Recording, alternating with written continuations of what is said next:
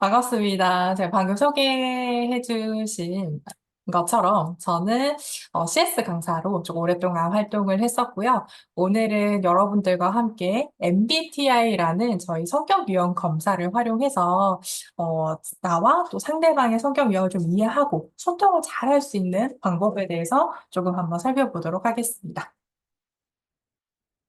어, 미리 소개를 해주셨지만 이게 제가 제 소개를 늘 하면서 시작을 하거든요. 지금 여기 사진에 보이는 저와 화면으로 보시는 저 동일 인물 맞습니다. 똑같죠? 네. 저는 제가 10년 정도 그 각 고객센터에서 사내 강사와 필드 강사로 활동을 해 왔습니다. 유통사에서도 저희 고객센터에 교육 강사랑 그리고 CS 코칭 트레이너를 맡아서 진행을 해왔고요. 지금 현재는 또 한국 아메의 ABO로 따뜻한 정을 나누고 있는 저는 강사 권미정입니다. 제가 이 업계에서 한 10년 정도 몸을 담으면서 일을 하다 보니까, 교육을 맡으면서 저를 거쳐간 직원분들을 좀 얼추 계산을 해보니, 어림잡아서 한 1000명 정도가 되는 것 같더라고요. 여러분 왜 핸드폰 사용하시다가 뭐 잘 안 되면 114에 전화해서 뭐 요금도 물어보시고, 요금제 바꾸기도 하고, 문의할 것도 하시잖아요. 거기에서 친절하게 상담을 해주시는 그 상담사분들을 교육하고 코칭하는 일을 했었거든요. 근데 아무래도 이게 감정 노동이라고 하죠. 좀 힘든 업을 좀 담당을 하다 보니까 이분들을 케어하고 상담해주고 코칭하는 일이 매우 중요했습니다. 근데 그분들을 코칭을 할 때, 모두에게나 일괄적인 코칭 방식을 고수할 수만은 없잖아요. 그러니까 처음엔 제가 너무 힘들었었거든요. 그래서 나는 정말 이 상담사의 마음을 너무 잘 이해하고 너무 힘듦을 잘 알고 있어서 공감하고 이해하고 케어하고 했는데, 어, 돌아오는 답변이 그래서 결국 어떻게 하라는 말씀이세요? 라든지 또는 열심히 업무에 대한 팁을 잘 알려주고 실무에 쓸 수 있는 유용한 이런 방법들을 좀 전달을 했더니 마지막으로 돌아오는 피드백이 제가 원했던 건 그저 잘하고 있다는 그 따뜻한 한마디였어요. 라는 피드백이 돌아올 때도 있었거든요. 그러다 어느 날에 제가 이 MBTI 검사를 회사에서 단체로 진행한 적이 있었습니다. 그러면서 이제 깨달았던 게, 정말 사람마다 성격이 엄청 다양하고 각자에게 또 맞는 코칭법이 존재하는구나. 그래서 더욱더 그 상담자분들을 잘 이해하는 계기가 된 일이 있었습니다. 그래서 저는 오늘 제가 수많은 상담사분들과 상담을 하고 또 코칭을 하면서 활용했던 이 도구 중에 하나인 MBTI, 이 성격 유형 검사를 가지고 이야기해 보려고 합니다. 그래서 오늘 좀 잘 들어주시면 평소에 내가 이해하기 힘들었던 나의 파트너, 그래서 평소에 좀 잘 이해가 안 된다 했던 우리 소비자나 혹은 나의 스폰서님, 에 대해서도 그분들의 행동이나 말에 대해서 조금은 잘 이해하시는 계기가 되실 것 같습니다. 오늘 혹시 MBTI 나는 여기 모르고 참여하셨다 하는 분 계신가요? 나는 잘 모르고 왔다. 없으신 것 같아요. 사전 과제를 잘 해오신 것 같습니다. 그쵸? 미리 다 아마 테스트를 다 해보셨을 거고, 또 오늘 강의가 있다란 소식을 들으시고, 예전에 해봤지만 오늘 다시 한번 해봤다 하시는 분들도 많이 계시는 것 같더라고요. 제가 여기 계신 리더님들의 MBTI 성향을 다 맞출 순 없는데, 어디에서 테스트 하셨는지는 알 수 있답니다.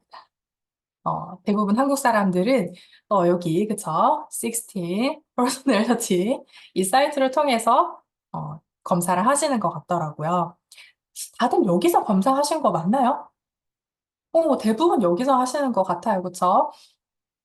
근데 여러분 이거 아시나요? 이 무료 사이트는요, 정식 MBTI 사이트가 아닙니다. 어, 그래서 이 무료로 만들어진 이 하나의 사이트가 MBTI와 비슷한 일종의 그냥 테스트 사이트라고 봐주시면 되는데요. 실제로 MBTI 같은 경우에는 저작권이 있는 테스트입니다. 그래서 정말 정확하게 검사를 하고 싶다면, 한국 기준으로는 한 2만 원에서 4만 원 사이에 그 테스트 비용을 지불하고, 정식 자격증을 가지고 있는 강사를 통해서 테스트 진행을 하셔야 되는데요. MBTI는 그 여기 있죠. 마이어스와 브릭스 모녀.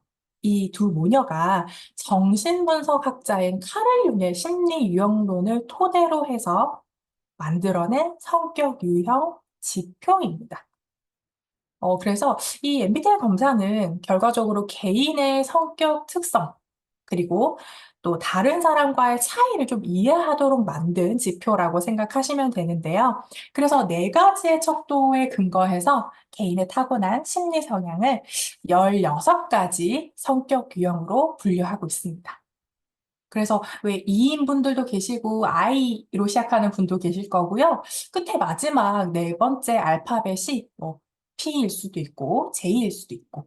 그래서 그거 다 이제 섞어보면은 16가지의 유형이 나오게 됩니다. 그래서 이 유형을 통해서 우리 사람들의 다양한 이 행동들이나 무의식적으로 나오는 말들이나 행동이나 이런 부분들이 뭔가 우연이 아니라 어느 한쪽에 선호하는 경향의 차이라는 것을 여기서부터 좀 시작됐다라는 것을 좀 알 수 있어요. 그래서 예를 들면은 어떤 일을 시작할 때 여러분, 계획을 꼼꼼하게 세워서 하시는 분들이 있어요. 분 단위로, 초 단위로 이렇게 짜서 하시는 분들이 계시고, 반면 일단 나는 해본다. 일단 나는 시작하고 본다. 하면서 수정하는 게 편하지. 라고 해서 이게 각자가 어떤 방법이 틀렸다라기보다는 어느 방향이 더 편하다라고 느끼는 경향이 있을 거예요. 그걸 토대로 만들어졌다라고 보시면 될 것 같습니다. 그래서 조금 MBTI가 무엇인가라는 걸 좀 한마디로 좀 정리를 하자면, 나 자신을 이해하고, 일단 나부터 이해하고요. 더 나아가서 다른 사람의 성격 유형을 이해해서 원만한 인간관계를 유지할 수 있도록 돕는 일종의 도구라고 생각해 주시면 됩니다. 우리가 이 비즈니스를 할 때 중요한 능력이 소통이다라는 거는 너무 잘 알고 계실 거예요. 그렇죠? 우리 팀 내에서 소통도 그렇고요. 그렇죠?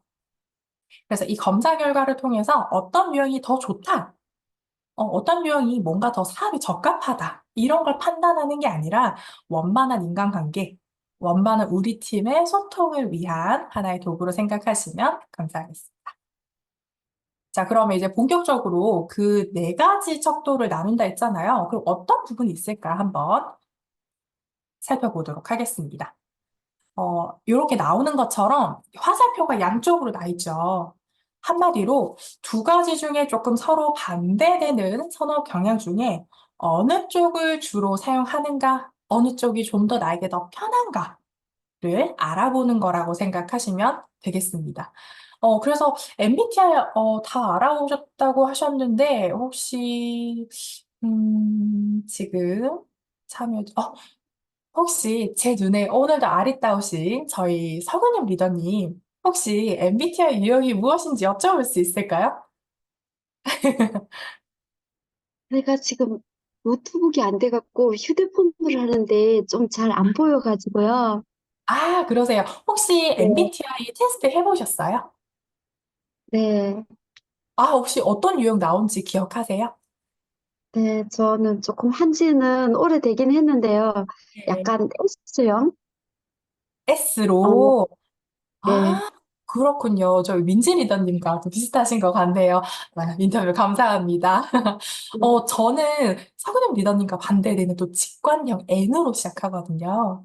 그래서 각각이 어떤 차이점이 있는지 나를 좀 생각해보고, 아, 그럼 나와 반대되는 유형은 어떤 생각을 좀 하는구나. 이런 걸 조금 알아보시는 시간이 되시면 좋겠습니다. 외향형 E, 내향형 I, 그리고 감각형과 직관형, 사고형과 감정, 판단형과 인식형. 이렇게 나뉘어지는데요. 그 중에 첫 번째가 바로 외향형 E와 내향형인 I입니다. 흔히들 우리가 MBTI라는 테스트를 하게 되면은 가장 먼저 떠올리는 게 사실 E랑 I거든요. 그래서 요거를 한마디로 딱 구별할 수 있는 질문이 있거든요. 한번 보겠습니다. 자, 물론 사업을 주로 하시는 분들도 계시겠지만, 회사에 만약 출근을 한다라고 한번 생각을 해보세요. 월요일부터 금요일까지 아침에 나가서 저녁에 돌아오는 시간을 계속 회사에 있었어요. 회사에서 열심히 일을 했는데, 그렇다면 여러분 주말에는, 아, 평일에는 일을 했으니까 밖에 나가야지, 주말에. 그리고, 아니, 그렇게 회사에서 열심히 일을 했으니, 당연히 주말엔 집에 있어야 되는 거 아닌가? 라고 생각을 하실 수 있을 것 같거든요. 둘 중에 어떤 게 나한테 더 편한지, 편하신 부분을 혹시 한번 채팅으로 올려봐 주시면 저도 같이 한번 보도록 하겠습니다. 신문 리더님 나가야죠. 어, 대현 리더, 집에 있어야 할 것 같은데요. 오, 좋습니다. 집에 있어야 될 것 같아요. 나가야죠. 좋습니다. 회사에 있었으니, 주말엔 나가야 한다라고 하신 분들이 계신데요. 어, 나가야죠. 무조건 나가죠. 저희 식물 리더님, 잠깐 연결 가능할까요? 네, 네. 왜 나가야 된다고 생각을 하세요? 열심히 어쨌든 일을 했기 때문에 네. 그 시간만큼은 나가서 또 나만의 시간을 보내야 된다라고 생각을 합니다. 그렇군요. 나만의 자유를 좀 가져야 된다. 너무 감사합니다. 좋습니다. 어, 무조건 집이요. 정은진 리더님.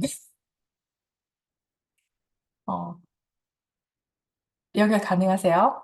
네네.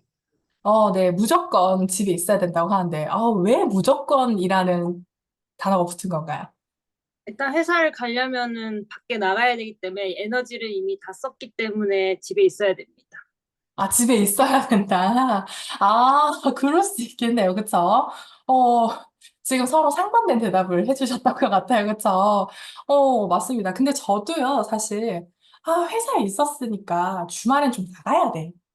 라고 좀 생각하는 사람 중에 하나이기도 했습니다. 그래서 이걸 조금 보면요. 그, 이랑 아이를 판단할 때 대부분 조금 착각하시는 게 보통 활발한 사람들, 조금 활발하다 싶은 사람들을, 그 사람들은 외향형이지.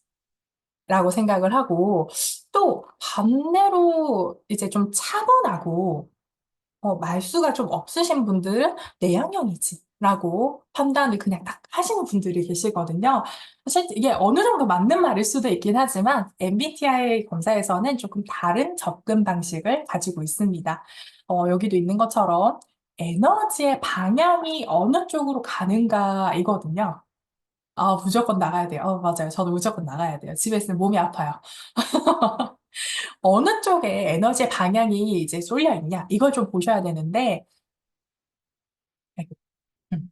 이이신, 이제 외향형이신 분들은요, 사람들과 활동하고, 나가서 뭔가 활동을 할 때 에너지를 생성해요. 근데 반대로요, 내향형인 분들은 혼자 좀 조용히 있을 때, 그러니까 집 안에 이렇게 있을 때 에너지를 충전한다라고 표현을 하더라고요. 그러니까 오히려, 그러니까 그 외향형이신 분들, 저 같은 이 분들은, 집에 있으면 에너지가 충전되는 느낌이 안 들고 에너지 생성이 안 되는 거예요. 그래서 나가서 에너지를 만들어 오는 그 과정이 필요한 거죠. 근데 반대로 아이이신 분들은 평일에 열심히 나갔잖아요. 그래서 활동을 하다 보니까 집에 들어와서 충전을 해야 한다. 그 부분에서 조금 차이가 있다라고 보시면 될 것 같습니다. 그래서 이 두 이제 선호 경향의 좀 특징을 좀 보자면 외향형인 분들은 조금은 폭 넓은 인생을 추구합니다. 그리고 내향형은 깊이 있는 인생을 좀 추구하는 것 같아요. 그죠? 그래서 친구 관계를 할 때도 이제 외향형인 분들은 왜 흔히 요즘 말하는 인싸, 그죠? 친구도 많고, 이제 약속을 잡기 힘든 그런 분들이 많고요. 내향형인 분들은 친구 없다는 뜻이 아니라 한 명을 사귀더라도 조금 더 깊이 있는 관계를 유지하는 걸 좋아합니다. 그리고 외향형인 분들은 말로 표현하는 게 조금 더 편한데 내향형인 분들은 글로 표현하는 걸 조금 더 선호하고요. 외향형인 분들은 적극적으로 행동하지만 내향형인 분들은 적극적으로 사색합니다. 그리고 외향형인 분들은 만나면 시키지 않아도 이야기를 잘 해요. 근데 내향형인 분들은 시켜도 이야기를 잘 하지 않습니다. 조금 힘들어하는 부분이 있을 수 있죠. 그래서 우리는 종종 반대 성향을 좀 보면서, 아니, 왜 저렇게 소극적이지? 어, 왜 이렇게 소심할까? 라고 생각을 할 수도 있고, 반대로요. 아, 왜 저렇게 오바야? 좀 조용조용히 말하면 안 되나? 아, 정말. 이렇게 하면서 오해하고 각자 좀 스트레스를 받기도 하죠. 근데 외향형은 이렇다, 내향형은 이렇다라고 조금 규정 지을 수는 없을 것 같아요. 많이 듣는 말이라고. 네, 제가 아는 분 중에서도요, 평소에 친구도 엄청 많고 분위기도 정말 잘 띄우고요. 항상 약속이 끊이지 않는 분이 있었어요. 그래서 전 당연히 이분은 이다. 라고 생각을 했는데, MBTI 검사를 하니까 내향형이래요. 그래서 제가, 너 검사 잘못됐다. 다시 해봐라. 이렇게 말을 했던 적이 있는데, 그분을 좀 자세히 조금 더 알게 되다 보니까, 토요일과 일요일 중에 약속을 하러 나가면 하루는 꼭 집에서 쉬어야 하는 시간이 필요하대요. 주말에 약속을 이틀 다 잡지 않는다고 합니다. 물론 나가서 사람들 만나고 말하는 것도 좋아하고 활발하지만 나는 집에 있을 때 비로소 나의 에너지를 충전할 수 있어. 라고 이야기를 해주시더라고요. 그러니까 이분은 사실 이라고 딱 단정 지을 수 없고 아이라고 단정 지을 수도 없었던 것 같습니다. 그러면 만약에요, 우리가 새로운 조금 신규 소비자나 아니면 이제 막 사람을 좀 알아보려고 하는 이제 걸음 많은 우리 사업자분들을 만났을 때 그분이 아이 성향을 가지고 있어요. 그러면 뭔가 연락을 하고 뭔가 정보를 줄 때 카톡이나 문자를 주는 게 조금 더 그분이 편할까요? 아니면은 전화하는 게 더 편하다고 느낄까요? 그분이 내향형인 분이라면. 아무래도 그쵸. 그쵸. 대은사님은 파워 E이시기 때문에 전화가 편하다고. 저도 전화가 좀 편하긴 해요. 그렇죠. 카톡이 조금 더 편할 수 있을 것 같아요. 아무래도 서로를 잘 모르는 상태. 서유리다님 무조건 그 문자나 글이라고 말씀해 주셨네요. 네.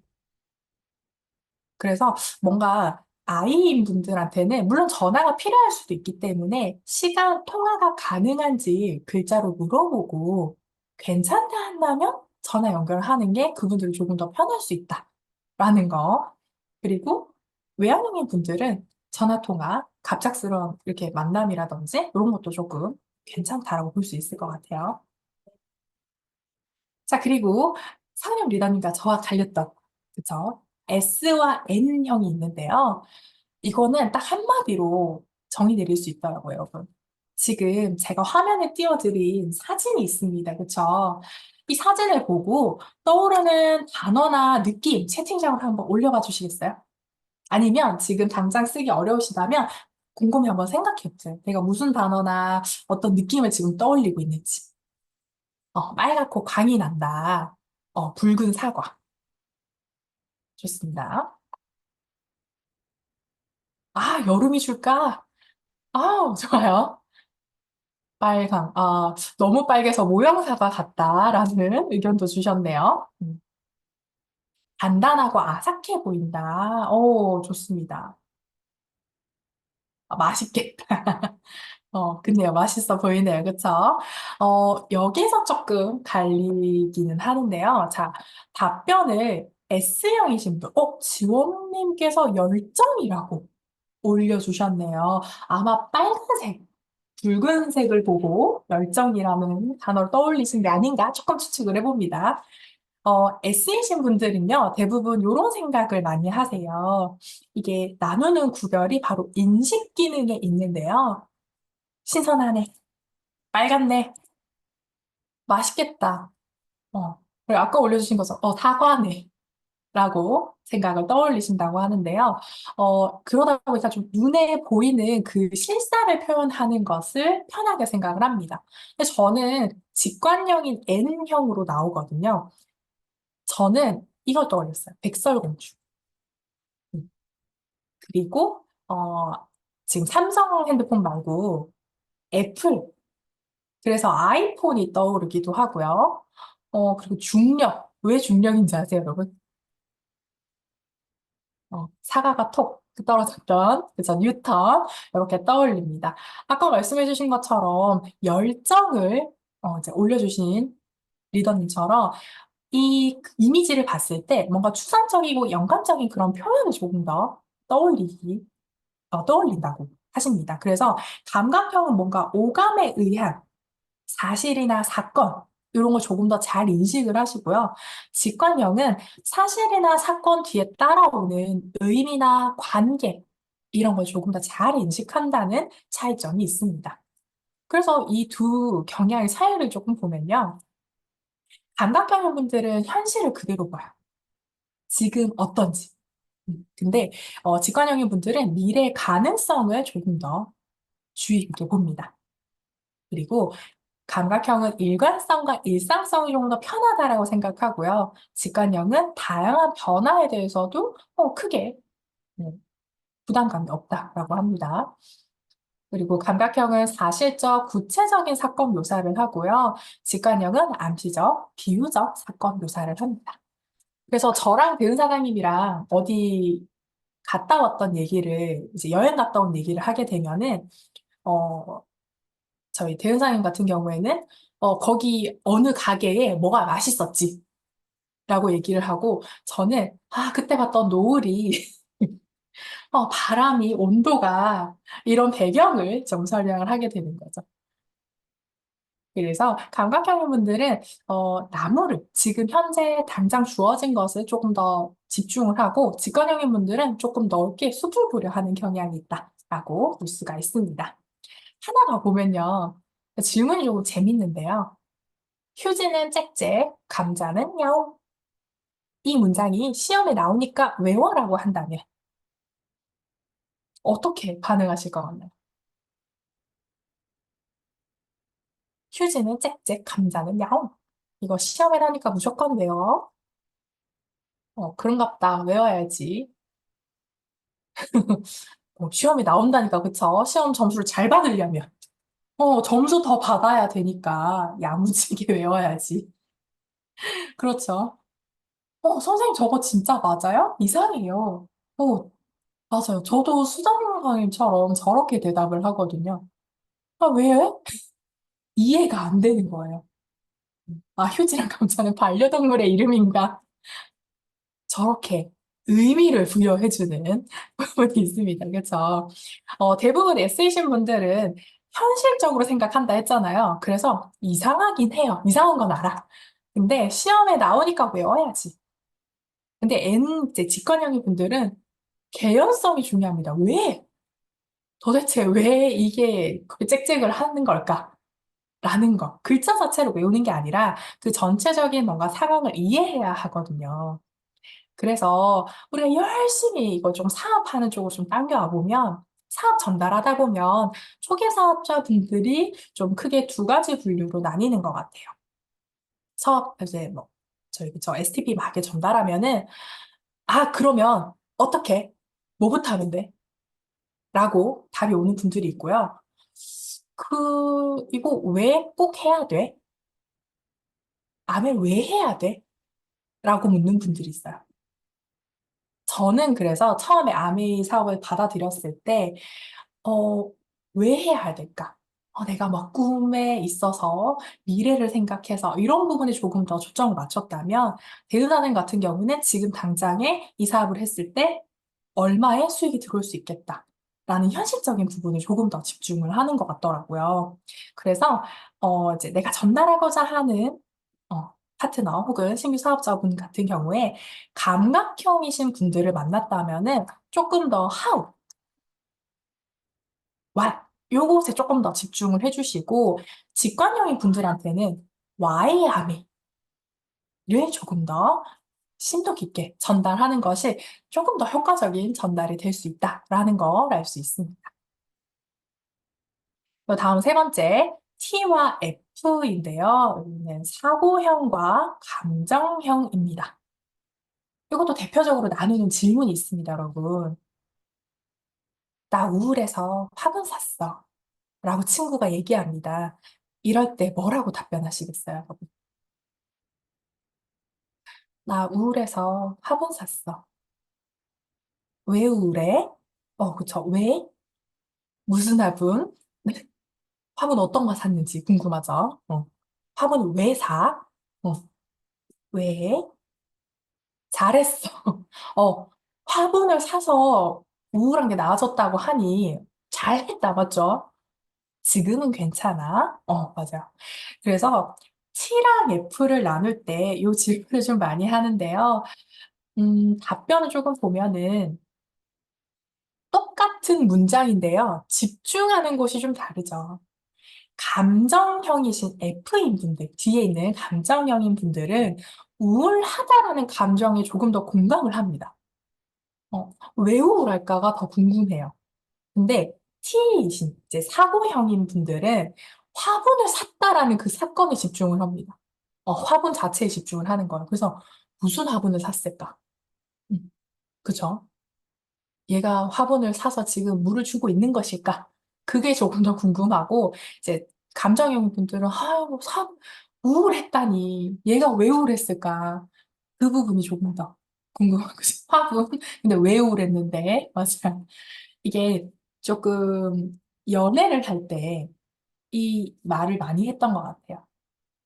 나 너무 힘들어서 어제 밥을 저녁을 안 먹었어. 라고 한다면 밥 안 먹은 내 감정이 힘든 거잖아요. 그럼 그걸 공감해주길 바라는데 다이어트 해? 라든지 밥을 안 먹었다에 집중을 한 거죠. 다이어트 하니? 그 사건에 지금 집중을 하는 거예요. 그렇게 어떤 것에 좀 더 집중을 하는지에 따라 좀 다릅니다. 자, 맞아요. 대은 사장님 정말 대문자 T입니다. 사고형과 감정형을 구분하는 기준은 바로 판단 기능, 결정과 선택, 이 부분에 조금 나뉘게 되는데요. 그래서 사고형인 분들은 논리적인 근거가 중요해요. 감정형은요, 논리는 일단 뒷일이에요. 감정, 정서를 통해서 이 사람과의 관계와 지금 이 사람이 처한 그 상황을 이제 조금 더 고려를 합니다. 그리고 사고형인 분들은 머리로 이해가 되어야 되거든요. 그래서 왜라는 단어를 많이 씁니다. 화분 왜 샀어? 묻죠. 그 감정형은 가슴으로 느껴져야 이해를 해요. 사고형은 생각을 말하고요. 감정형분은 느낌을 말합니다. 자, 그래서 지금도 대은 사장님은 화분 말고 청정이 필요하다. 라는 그 사건을 올려주고 계시고, 저는 내 감정이 이랬다. 라는 말을 좀 더 많이 하죠. 그래서 사고형은 원리와 원칙, 반대되는 감정형은 의미와 영향을 조금 더 집중해서 봅니다. 자, 그러면 우리 나의 파트너를 봤을 때 정말 이제 막 사업 시작한 파트너가 이렇게 와서 얘기해요. 나 오늘 사업 설명을 제대로 못한 것 같아서 너무 속상해. 오늘 가서 만나고 왔거든. 내가 열심히 준비해서 갔는데, 제대로 못한 것 같아. 너무 속상해. 라고 얘기를 합니다. 어, 그럼 어떻게 얘기하시겠어요? 다음에 잘하면 되지 뭐. 어떻게 했는지 얘기 한번 해봐. 피드백 해줄게. 어떻게 설명했어? 어, 두 분은 조금 T이신 거네요. 만약에 여러분 그러면 F인 분들을 만났다고 생각해 봐봐요. 이 나의 파트너가 감정형의 유형을 조금 많이 가진 분이라고 생각한다면 뭐라고 답해줘야 될까요? 너 어떻게 했길래 그래?가 아니라 속상하구나. 어, 너 속상했구나. 뒤에 있는 노란색 부분을 조금 집중해서 얘기해 주는 게 좋겠죠. 근데 반대로요, 사고형을 가지신 분들은 속상한 건 속상한 거거든요. 속상한 건 속상한 거예요. 근데 내가 지금 못했잖아. 그러니 어떻게 더 잘할 수 있는지에 대한 피드백을 주시는 게 더 좋아요. 그래서 F이신 분들에게는 속상한 감정을 먼저 케어하고, T인 분들에게는 물론 이제 감정적도 중요하지만 좀 더 효과적인 해결 방안, 피드백, 이런 부분을 주는 게 조금 더 소통에 도움이 되실 겁니다. 자, 그리고 마지막은 J와 P. 이렇게 해서 판단형과 인식형이라고 하는데요. 어, 우리 또 아메 사업하면, 우리 비즈니스 하면 빼놓을 수 없는 게 한 가지 있잖아요. 얼마 전에 저희 김세윤 리더님하고 또 다녀오셨잖아요. 뭘까요? 사업에서 빼놓을 수 없는 거. 그쵸. 전부 다, 이러고 계세요. 끄덕끄덕. 여행 왔습니다. 자, 여행을, 우리, 물론 비즈니스 해가지고, 딱 여행을 가면은, 쌓여있는 대로 잘 다녀오면 됩니다. 근데 우리가 그냥 친구들이랑 여행을 떠난다고 한번 생각을 해볼게요. 그러면, 여행을 언제 갈 건지 이런 거 생각을 해야 되잖아요. 그쵸? 그럴 때, 자, 1번. 왼쪽이 1번입니다. 왼쪽처럼 날짜, 장소, 시간, 비용, 특이사항 잘 안 보이시죠? 여기에 시간 단위로 금액 들어가는 거, 장소의 주소, 전화번호 이런 거 다 적혀 있습니다. 이렇게 꼼꼼하게 짜는 게 편한지. 아니면 2번, 여기 메모 보이세요? 포스트잇. 여기에 뭐 호텔 라운지 갔다가 그죠. 다음날 조식 한번 먹고, 밥 먹고 카페 가서 흑임자 라떼를 호롱 먹고, 인생 네컷 사진 하나 찍고, 야, 시장도 가서 시간 남으면 소품샵도 가지 뭐. 요렇게, 오른쪽도 벅차시다고. 네, 이렇게 1번은 뭔가 시간 단위로 꽉 짜여진 계획이 편하다. 2번, 그냥 좀 큰 사건만 가지고 떠나는 여행이 더 편하다. 어떤 쪽이 더 마음에 드세요? 나한테 더 편한 것 같아요. 오른쪽. 저희 서현 리더님은 오른쪽이 더 편하시다고 하셨어요. 오른쪽. 좋습니다. 마음이 편한 건 왼쪽. 오른쪽은 어지러워요. 맞아요. 사실 이게 이 계획표가 왼쪽에 있는 이 엑셀 표는 제가 짠 겁니다. 음, 제가 짜서 이게 제가 코로나 때 결혼을 하다 보니까 신혼여행을 제주도로 갔어요. 그래서 여기 지금 잘린 이틀치밖에 없거든요. 일주일 다녀오는 그 일주일치 계획을 엑셀에 다 짜서 써놨습니다. 근데 이번은 제 여동생이 짠 계획이거든요. 음, 시간은 없어요. 언제 모이는지 정확하지 않고요. 소품샵은 어때요? 시간이 남으면 가지 뭐예요. 음, 그래서 보통은 왼쪽에 있는 표를 편하다 느끼시는 분들은 판단형. 그리고, 뭔가 저렇게 너무 꽉 짜여진 건 너무 부담스러워. 그래서 이제 조금 더 널널한 계획을 선호하시는 분들이 인식형이라고 봐주시면 될 것 같습니다. 근데 사실 저 오른쪽에 있는 저 계획표 짜고 동생이 굉장히 뿌듯했어요. 자기 굉장히 계획적인 것 같다고. 피해분들은 이것도 그렇다 하더라고요. 혹시 지금 그러면 올려주신 답변을 보니까 왼쪽이 편안하다라고 하셨던 저희 소희 리더님 혹시 잠깐 연결될까요? 네, 가능해요. 네. 왼쪽이 편하다고 하셨는데 혹시 저희 소희 리더님의 MBTI가 뭔지 여쭤봐도 될까요? 저는 INFJ입니다. 마지막에 J가 맞으시군요. 왜 왼쪽이 더 편하다고 느끼세요? 일단은 특히 약간 만약에 해외처럼 정말 사전 정보가 하나도 없다고 생각하면은 진짜 막 한 달, 두 달 전부터 미리미리 해놔야지 마음이 편안하다고 생각을 하고 막 뭐 어떤 장소를 정해놓고 거기에 몇 시에 문을 여는지 아닌지 알아야지 이제 동선을 갈 수가 있으니까. 근데 막 지금 보이는 표처럼 너무 많은 곳을 가는 거는 계획의 문제라기보다 체력의 문제로 힘들 수는 있는데 이제 대신에 이제 이런 식으로 뭔가 시간이랑 위치는 정해져 있는 게 편하다라는 생각이 들더라고요. 감사합니다. 그럼 만약에 리더님 제가 오른쪽 계획표를 갖고 와가지고 제가 친한 친구라 생각하시고 오른쪽 저 포스트잇을 한 장 딱 들고 와서 이렇게 여행 가자 그러면 어떻게 하실 거예요? 일단은 여기 맞춰서 가게를 찾아볼 것 같아요. 어디 이런 맞춰서. 예, 예. 너무 고맙습니다. 감사합니다. 또 긴 인터뷰 고맙습니다. 맞아요. 지금 또 보니까 제의가 맞으신 것 같네요. 그쵸? 오른쪽의 표를 바탕으로 다시 계획을 세부적으로 짜주시겠다라는 답변을 들을 수 있었습니다. 그래서 J인 분들은 1번을 조금 더 선호, P인 분들은 2번을 조금 유동적인 계획을 선택을 하셨을 거예요. 이게 바로 생활 양식에 좀 차이가 있거든요. 라이프 스타일에 달려 있습니다. J인 분들은 조직화된 생활 양식을 선호하고요. 좀 인식형 P인 분들은 유연성 있는 생활 양식을 선호합니다. 그러니까 너무 꽉 막힌, 이렇게 뭔가 체계적으로 너무 짜여져 있는 회사는 또 힘들다라고 얘기를 하시더라고요.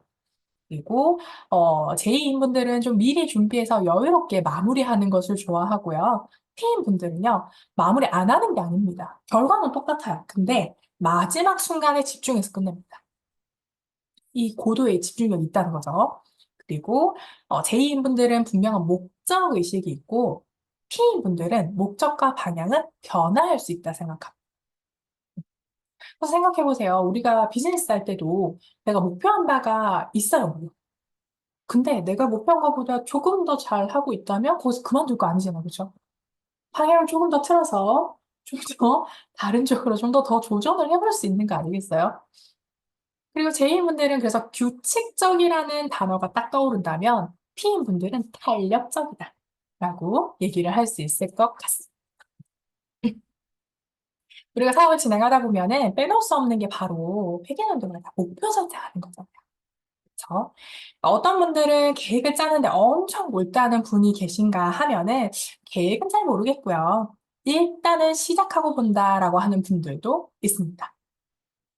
어느 쪽 방법이 맞다라고 정답은 없다라는 거 여기 계신 분들은 다 알고 계실 거예요. 그쵸?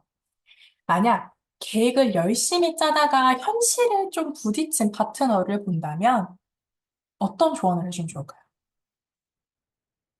계획보다는 조금 더 실행을 할 수 있는 쪽에 초점을 맞춰서 코칭을 해주시는 게 좋겠죠. 근데 너무 열심히 해요. 항상 나가서 전달도 하고요, STP도 하고요, 그렇게 하는데 뭔가 계획을 짜지 못해서 방향이 안 맞는 것 같아요. 그러면 그분들한테는 어떻게? 이번 연도에 회계연도 전체적인 목표, 이번 달의 목표, 이번 주의 목표 이런 걸 옆에서 짤 수 있게끔 그런 부분에 대한 팁을 조금 더 주시는 게 좋겠죠.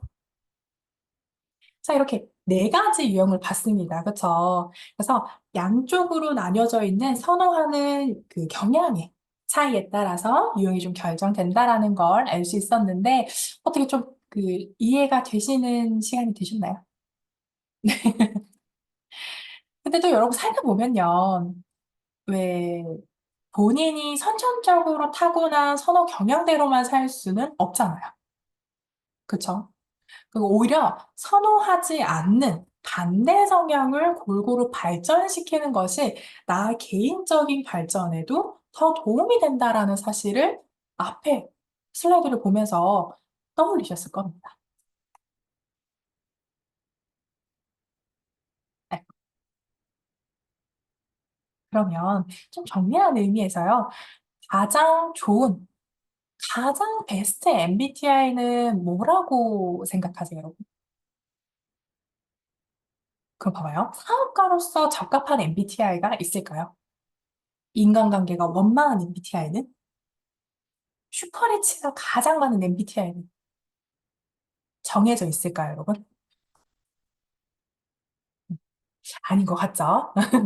근데 실제로요, 소득 순위를 따졌을 때는요, 상위권에 있는 분들은, 또 보니까 대부분 2로 시작하는 유형이 많다라는 걸 이제 통계로 봤을 때는 좀 살펴볼 수 있었거든요. 근데 실제 인터넷 기사를 또 찾아보니까 국내 그룹의 총수들은 의외로 다 I형이다. 라는 기사도 찾아볼 수가 있었습니다. 그래서 저도 잘 몰랐었는데, 이전에 영영영 미팅에 갔을 때 리더님들이랑 막 이야기를 해보다 보니까, 의외로 그 핀이 높으신 저희 리더님들을 보니까 I 유형인 분들이 되게 많으시더라고요.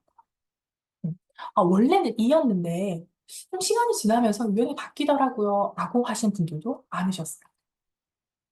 즉, 우리가 좀 살펴보면은 어떠한 유형에 가장 적합한 유형이 있느냐라는 물음에 답은 없다라는 걸 여러분도 오늘 알아가셨을 겁니다. MBTI 검사는요, 개인의 능력을 평가하는 검사가 아니라 선천적인 심리 경향을 그냥 알아보는 비진단 검사예요. 우리 병원에 가서 건강검진 하듯이 뭔가 간 수치가 얼마다. 그러면 이게 건강하다, 아니다라고 나뉠 수 있잖아요. 근데 우리 MBTI가 뭐 E면은 좋고 I면 나쁘고 혹은 E면 너무 산만하고 I면은 진좀이 좋고 이렇게 판단을 할 수 없다라는 걸 아실 수 있을 거예요. 그래서 앞서 좀 살펴본 바와 같이 MBTI 검사는 나 자신을 이해하는 게 첫 번째고요.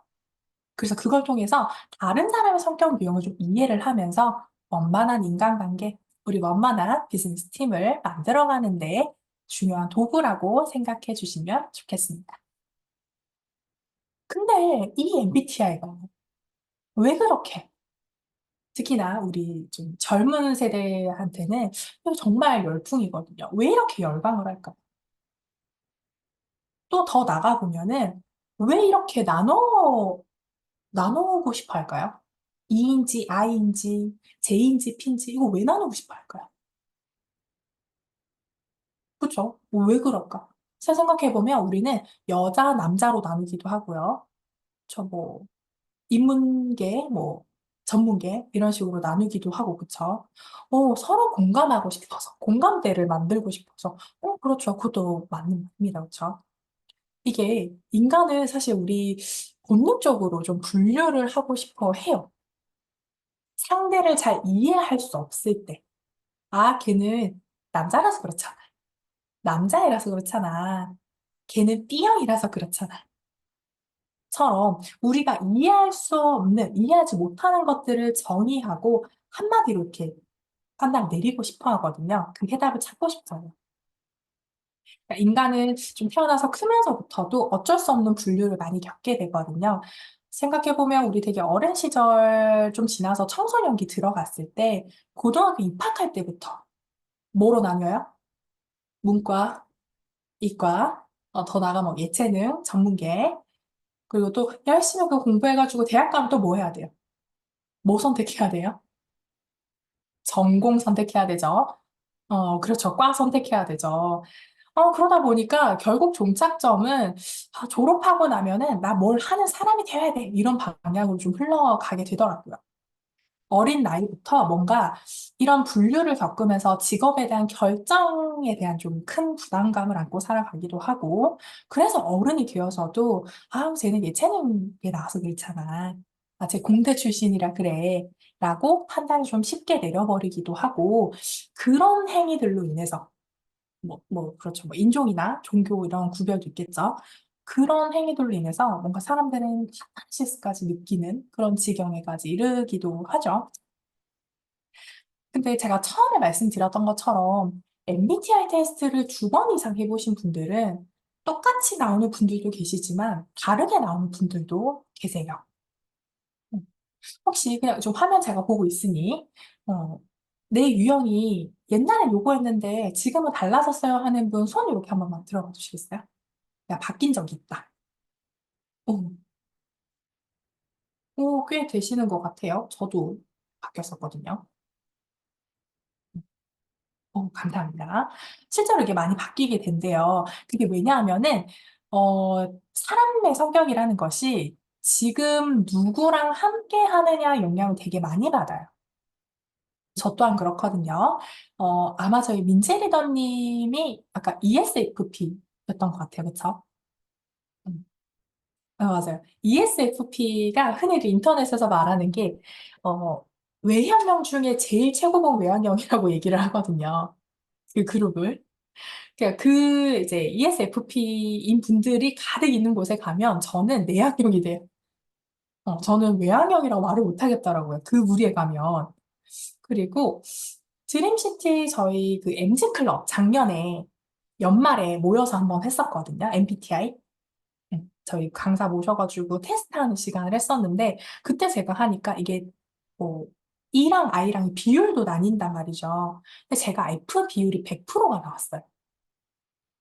그러니까 T의 이제 성향이 없다라고 보면 되는 건데, 어, 네, 100%. 그래서 저희 남편이 저한테는 너는 이성적인 생각은 없는 거야?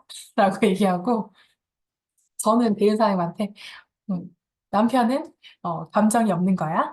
라고 얘기를 할 때가 있습니다. 어, 근데 제가 이상하게도요, 제가 F라고 말씀드렸잖아요. 감정에 되게 충실한 사람입니다. 근데 남편과 얘기만 하면요, 저는 T가 되더라고요. 논리를 그렇게 따져요, 제가. 어, 부부싸움을 하면 논리, 원칙, 이런 걸 가지고 얘기를 하더라고요, 제가. 어, 그리고 회사에 있을 때, 그리고 가족과 있을 때, 그리고 친한 친구들과 있을 때, 그리고 이 비즈니스 모임에 들어왔을 때도 저는 똑같은 성격으로 늘 고정되어 있는 것 같지는 않더라고요. 여러분들도 조금 공감하시나요? 그래서 사람의 성격은 늘 고정되어 있다라는 건 조금 위험한 관점이라고 볼 수 있고, 누구랑 있는지에 따라서 많이 달라질 수도 있다라는 걸 알고 계시면 좋을 것 같습니다. 마무리 전에 마지막이니까 퀴즈 하나만 드리고 갈게요. 제가 힌트를 되게 많이 드렸거든요. 혹시 제 MBTI 유형 중에 어, 제가 MBTI 유형이 무엇인지 혹시 맞춰보실 수 있을까요?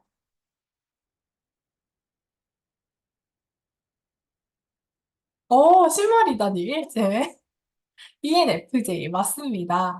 저는 외향적이고, 또, 계획도 좋아하는 ENFJ입니다. 다르게 생각하신 분들도 계실 것 같아요. 근데 똑같은 답변 하셨던 분들, 이렇게 좀 살펴보면은, 그렇지. 맞지. 라고 생각하실 수 있고, 저를 처음 보신 분들은, 어, 제가 외향형이라 말씀드리면은, 갸우뚱하는 분들도 계세요. 제 말투가 조금 차분차분할 때가 많고 그러다 보니까, 내향형이신 것 같은데요. 라는 말을 가끔 듣거든요. 그래서 이게 제가 물어봤던 이유가 뭐냐면, 같은 대답을 한 사람들을 보면은, 음, 저 사람 뭘 안 해. 라는 생각을 할 때가 있어요. 음. 근데 뭔가 좀 다르다. 그러면 이상하네. 왜 저렇게 생각을 하지? 라는 의견을 주실 때가 많거든요. 이렇게 나랑 같은 대답을 한 사람은 뭔가 좀 더 똑똑해 보이고, 외모도 좀 괜찮은 것 같고, 그런데 반대 얘기를 하면은, 이상하네. 라는 생각을 하기도 해요. 그래서 인간은요, 이게 분류를 하다 보면은 그 뒤에 뭔가 차별이 뒤따르게 되거든요. 그래서 오늘 제가 처음부터 끝까지 말씀드렸던 내용들 토대로 해서 너무 이 성격 유형에 과몰입을 하시게 된다면, 너무 진지하게 받아들이시게 된다면, 나는 너무 이성적으로만 얘기하는 사람과 연애 못하겠어. 라든지, 아무래도 내향형인 사람이랑 사업을 같이 하면 좀 힘들지 않을까? 라는 그런 착각을 할 수도 있다라는 거. 이런 생각은 하지 않도록. 그래서 다시 한번 정리하자면 이 MBTI라는 검사 자체가 무엇인지에 대해서 한번 떠올려 보고 정리를 해볼게요. 나를 이해하고 상대 성격을 이해하고 원만한 인간관계, 원만한 우리 팀의 분위기를 위한 하나의 도구라고 생각하시고요. 뭔가 너무 차별하거나 확정 짓지 말자라는 것을 다시 한번 당부드리면서 마무리해 보려고 합니다. 긴 시간 되게 집중해서 들어주셔서 감사드리고요. 우리 성공을 위한 성격은 분명히 없습니다, 여러분. 성공을 위한 성격이 있다면 그걸 바꾸면 되잖아요. 성격이 성공할 수 있는 성격이 있는 건 아닙니다. 성격은 많은 부분은 우리가 좀 가지고 태어난 자원일 뿐이라 생각하시면 됩니다. 어떤 성격이든 뭐 그리고 우리이고 이를 정확하게 인식했을 때 바로 새로운 가능성이 시작된다라고 볼 수 있습니다. 그런 이번 시간을 통해서 나를 조금 이해하고 나의 파트너가 왜 그런 말을 했었는지 왜 그런 행동을 했었는지 떠올리고 이해하는 시간이 되셨다면 정말 잘 활용하셨다 말씀드리고 싶습니다. 그럼 우리가 사업을 하다 보면 그렇잖아요. 나한테 찾아올 파트너를 내가 결정할 수는 없어요. 음. 근데 나한테 찾아온 파트너를 어떤 마음으로 대하고, 그리고 어떤 희망과 꿈을 심어줄지는 우리가 바꿀 수 있거든요. 그쵸? 그래서 더 나가서 상대를 잘 이해할 수 있는 수단으로 잘 활용하셔서 모쪼록 이렇게 참여하신 여러분들께 도움이 되는 시간이 되셨기를 바랍니다. 여기서 마무리하도록 할게요. 지금까지 따뜻한 정을 나누는 강사 권미정이었습니다. 감사합니다.